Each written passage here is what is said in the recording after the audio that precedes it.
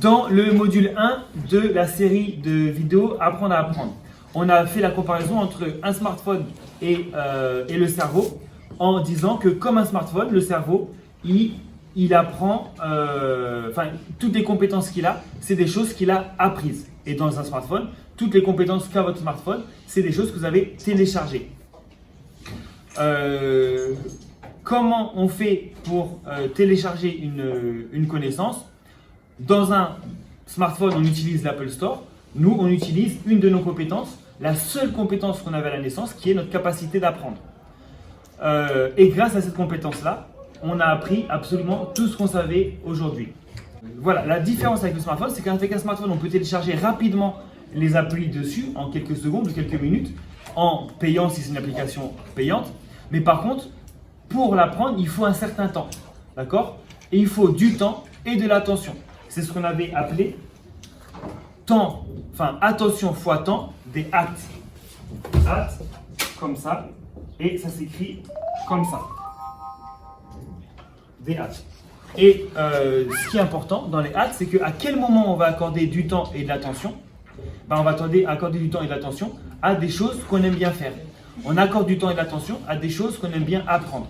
Si vous êtes amoureux de quelqu'un, vous allez lui accorder du temps et de l'attention. Donc le secret pour apprendre, le secret pour avoir des hâtes, c'est d'aimer ce qu'on fait, d'aimer ce qu'on apprend. Donc cette vidéo, elle s'inscrit dans une série de 4 vidéos. La première vidéo qu'on a faite, c'était une comparaison entre le cerveau et un smartphone. Ce qu'on va faire aujourd'hui, c'est le rôle de l'environnement dans l'apprentissage, un rôle hyper important. Le module d'après, le troisième module, ça sera le rôle de la motivation. Et enfin, le quatrième module, ça sera les secrets de la mémoire. Comment concrètement fonctionne la mémorisation. Ce qu'on est en train de faire, ça s'appelle de la métacognition. La métacognition, c'est-à-dire la représentation qu'on a nous-mêmes de nos connaissances, la connaissance des différents processus d'apprentissage, de comment on apprend, et aussi la conscience de ce qu'on sait et ce qu'on ne sait pas. Et cette métacognition, c'est-à-dire le fait de savoir comment on apprend, le fait d'être conscient de ce qu'on sait et de ce qu'on ne sait pas, ça nous aide, c'est un facteur très important pour améliorer nos techniques d'apprentissage. C'est un peu comme si vous voulez aller dans un endroit en voiture et que pour y aller, il faut savoir où se trouve l'endroit, il faut savoir l'itinéraire pour y aller et il faut savoir aussi conduire une voiture. Donc nous, quand on veut apprendre, il faut savoir qu'est-ce qu'on veut apprendre, comment on fait pour l'apprendre et donc comment fonctionne notre cerveau. Donc ça, c'est très important. Et c'est ce qu'on appelle la métacognition. Donc méta, ça vient du grec. Méta, ça veut dire au-delà, sur. Donc voilà, c'est la cognition, c'est la connaissance sur notre connaissance et sur nos processus d'apprentissage. L'importance de l'environnement dans tout ça. Un bébé, entre 2 bébés qui naissent, et vous prenez par exemple 2 bébés à 3 ans, il y a déjà une immense différence de connaissances entre les deux parce que certains bébés ne vont pas avoir un environnement propice à leur apprentissage et d'autres bébés vont avoir un environnement très très favorable à leur apprentissage.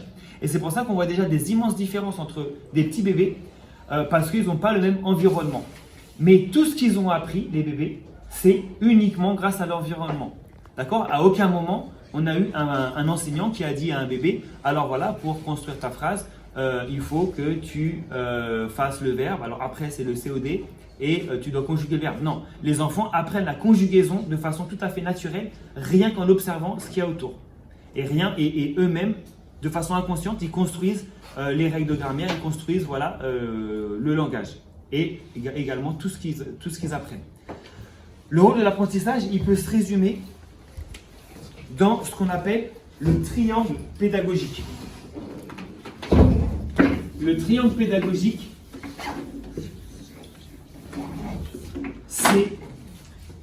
vous avez ici des savoirs, vous avez ici un apprenant,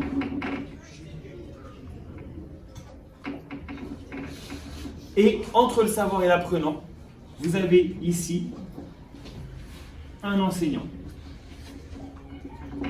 D'accord? Un enseignant, ça veut bien dire qu'en réalité, moi, je ne peux pas vous apprendre quelque chose. La seule chose que je peux faire, c'est vous enseigner, vous donnez l'accès à des ressources, vous expliquez, vous éclaircir, mais à aucun moment je peux vous apprendre. Apprendre, en fait, c'est un double sens. Mais le vrai sens d'apprendre, c'est seulement l'apprenant qui peut apprendre. C'est lui, apprendre, n'oubliez pas, ça vient de la même racine que prendre. Prendre, là je prends quelque chose dans ma main.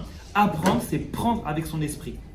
Donc apprendre, c'est avoir une connaissance extérieure, un savoir extérieur et le faire nôtre, le faire à nous, le rendre à nous.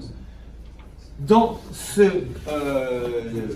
triangle, qui n'est pas tout à fait un triangle, mais qui marche comme ça, pendant des siècles, les êtres humains, le seul accès à la connaissance qu'ils avaient, c'était par l'intermédiaire d'un maître. C'est pour ça que pendant longtemps, la connaissance s'est transmise de maître à disciple. Et les gens faisaient des voyages de plusieurs kilomètres pour aller voir un prof. Et ce prof-là leur enseignait tout ce qu'ils savaient. Aujourd'hui, on est dans un autre contexte. Aujourd'hui, on a un accès direct, facilité entre l'apprenant et la connaissance. D'accord? On a beaucoup de médias. Des médias, c'est ce qui font le lien entre des choses. Et comme médias, vous avez voilà, les livres, vous avez les documentaires, vous avez évidemment les musées, vous avez les sorties, vous avez les relations entre vous, vous avez les observations. Donc voilà, vous avez accès à ces... Vous avez sur Internet, vous avez les vidéos, vous avez des sites spécialisés. Donc tout ça, ça rentre dans votre environnement d'apprentissage. L'enseignant, du coup, oui, il vous aide à éclaircir, il vous aide à mettre à disposition des ressources, il vous aide à... il vous explique, mais voilà, il n'est qu'un intermédiaire par rapport à votre apprentissage. Ok? Donc même l'enseignant, il peut avoir différentes méthodes. Soit il vous transmet tout, soit il vous met dans une situation d'apprentissage où il vous donne des méthodes et il vous donne des ressources. Et après, c'est à vous de piocher vous-même votre connaissance. Voilà. Ok? Et vous apprenez comment? Ce qui est important, c'est que pour que quelque chose d'extérieur rentre en vous, il faut que ça passe par vos 5 sens. Et les sens qui sont favorisés dans l'apprentissage, c'est surtout l'ouïe et la vue. Voilà pour aujourd'hui, parce que ça a sonné et j'avais encore des petits détails à dire, mais ça sera pour la prochaine fois. Je vous souhaite de très bonnes vacances et merci.